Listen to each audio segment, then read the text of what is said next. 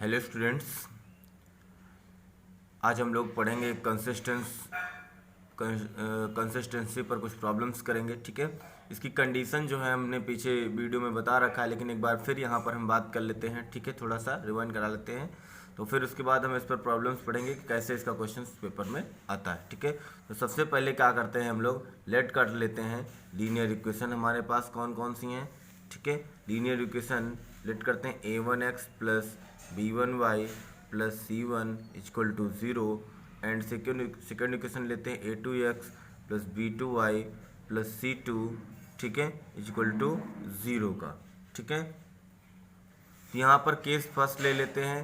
Case first क्या rewind होगा यहाँ पर। ठीक है, इफ, ठीक है, इफ a1 अपॉन a2, ठीक है, is equal to b1 upon b2, a1 upon a2 is not equal to b1 upon b2 का केस मिल जाए। क्या मिल जाए? ठीक है, a1 upon a2 is not equal to b1 upon b2, then system जो होगा, मतलब इसका जो सिस्टम मिलेगा, सिस्टम इज कंसिस्टेंट। क्या हो जाएगा? कंसिस्टेंट हो जाएगा। ठीक है, एंड विद किसके साथ?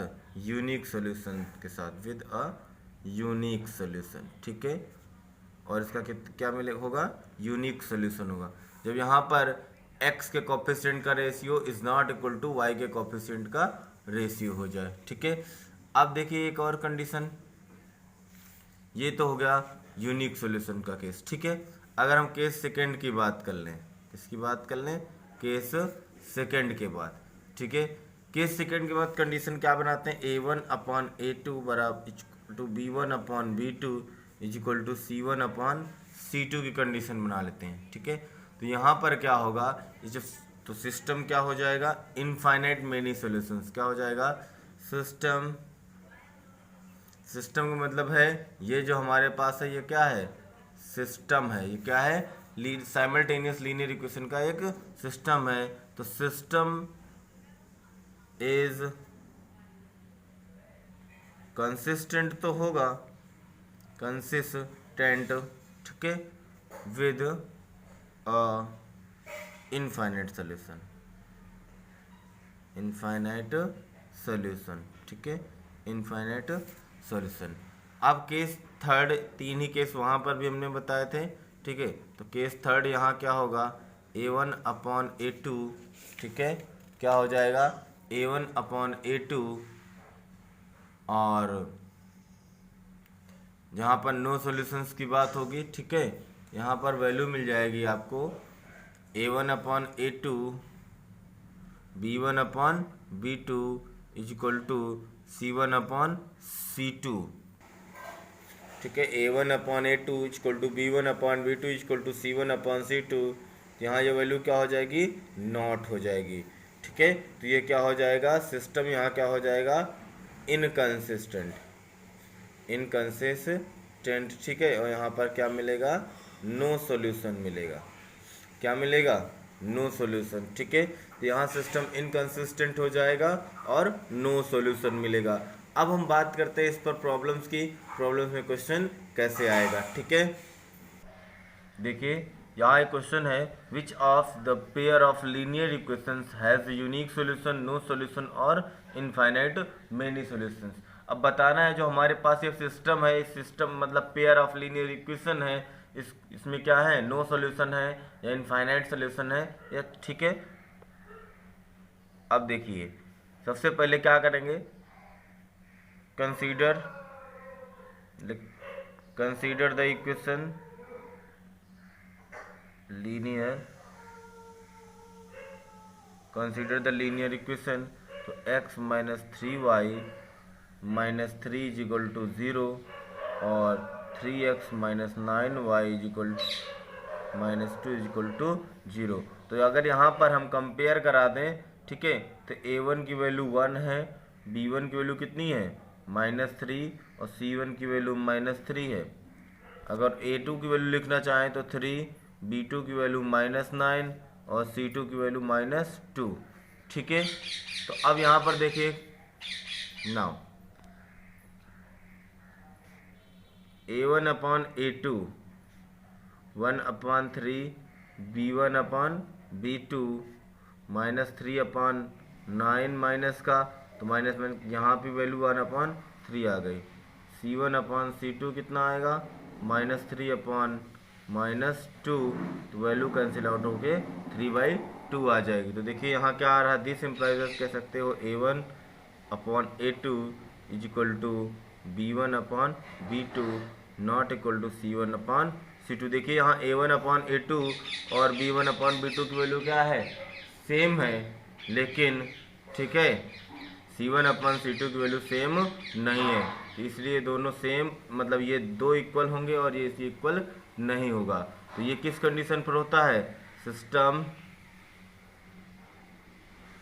System inconsistent. क्या, इनकंसिस्टेंट।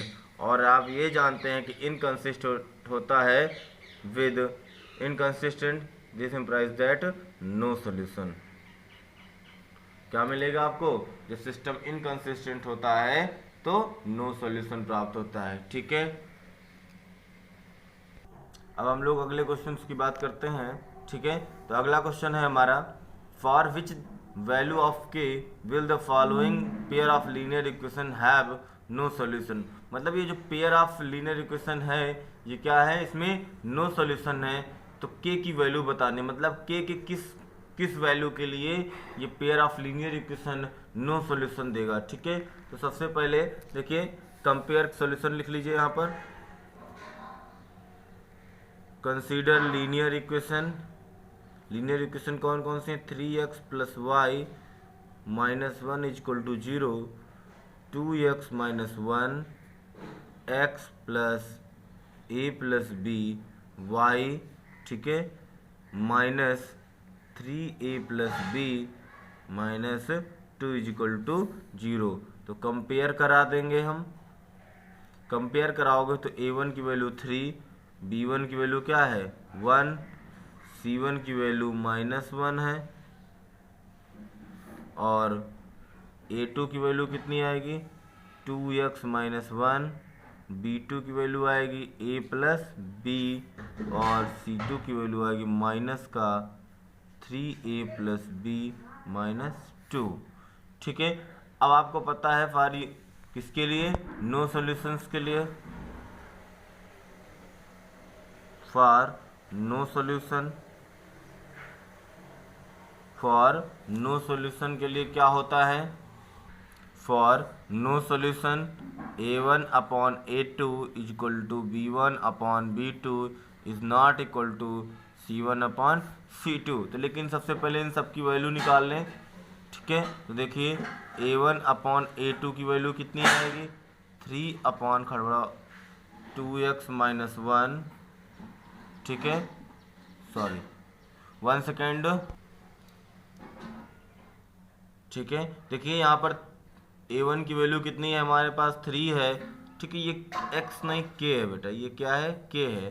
तो 3 upon 2k minus 1, b1 upon b2 की वैल्यू कितनी आएगी, b1 की वैल्यू कितनी है 1, और b2 की वैल्यू कितनी आई है हमारे पास a plus b, c1 upon c2, c1 upon c2 की वैल्यू कितनी आ गई, c1 की वैल्यू देखिए -1, और c2 की वैल्यू कितनी है -3a प्लस बी माइनस 2। यहाँ से कैंसिल आउट हो जाएगा। ठीक है, अब देखिए इसकी जो क्लियर वैल्यू आ गई है 1 upon 3a plus b minus 2 आ गया है। ठीक है, अब हम आगे बात करते हैं, अब इस केस पर रखते हैं नो सॉल्यूशंस के लिए क्या होना है। ठीक है, नो सॉल्यूशन के लिए वैल्यू एग्जैक्ट बनाते हैं।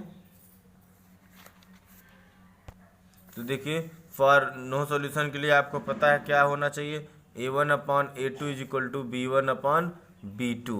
तो ये सिचुएशन हम लेकर चलते हैं, यहाँ not equal to c1 upon c2 होता है, तो हमें सिर्फ इतनी की ज़रूरत है किसकी, a1 अपॉन a2, ठीक है, a1 upon a2 is equal to b1 upon b2 की। ठीक है, इसको ले लेते हैं। तो a1 की वैल्यू कितनी आई थी a1 अपॉन a2 की 3 upon 2k minus 1, 2k minus 1 ठीक है, इज इक्वल टू, ठीक है, 3/2k माइनस 1, और v1/v2 की वैल्यू कितनी आई थी, 1/a प्लस b वैल्यू आ गई। ठीक है, तो इसको सॉल्व कर लीजिए, क्रॉस मल्टीप्लाई करिए, तो 2k minus 1 is equal to 3a plus 3b। तो 2k minus 1, 2k is equal to 3a plus 3b plus 1, तो k की वैल्यू क्या आ जाएगी, 3a 3b प्लस का 1/2, तो ये k की वैल्यू आ जाएगी। ठीक है, ये क्या वैल्यू आ जाएगी, k की वैल्यू आ जाएगी। क्लियर? ठीक है, अब अगला क्वेश्चन हम लोग सॉल्व करेंगे। ठीक है, देखिए अगला क्वेश्चन हमारे पास है, for what value of k the following system equation has a unique solution. मतलब यहाँ से k की वैल्यू क्या है जिसके लिए सिस्टम क्या देगा, यूनिक सॉल्यूशन देगा। ठीक है, तो सॉल्यूशन देखिए यहाँ पर, we have x minus k y minus 2 is equal to 0, 3x plus 2y plus का 5 इज इक्वल टू 0। तो यूनिक सॉल्यूशन के लिए केस क्या होता है, unique solution, for unique solution, ठीक है, फॉर यूनिक सॉल्यूशन के लिए सिचुएशन बनती है क्या, a1/a2 not equal to b1/b2 की। ठीक है, ये कंडीशन होती है। तो यहाँ देखिए a1 की वैल्यू 1 आएगी, a2 की वैल्यू 3 और b1 की वैल्यू माइनस k, ठीक है, और b2 की वैल्यू 2। तो यहाँ पर क्या हो जाएगा, अगर इसको हम इधर वैल्यू मल्टीप्लाई करा दें तो k की जो वैल्यू आएगी नॉट इक्वल टू कितनी हो जाएगी, -2/3। k की वैल्यू -2/3 के अलावा जितने भी हैं सभी के लिए क्या हो जाएगी, यूनिक सॉल्यूशन मिल जाएंगे। ठीक है, तो ये हो गए क्वेश्चंस। अब आप बाकी क्वेश्चन सॉल्व कर लिए। अब हम लोग अगले वीडियो में ग्राफिकल मेथड पढ़ेंगे। ठीक है, और जो भी प्रॉब्लम्स ना आए वो हमसे डिस्कस कर लीजिए।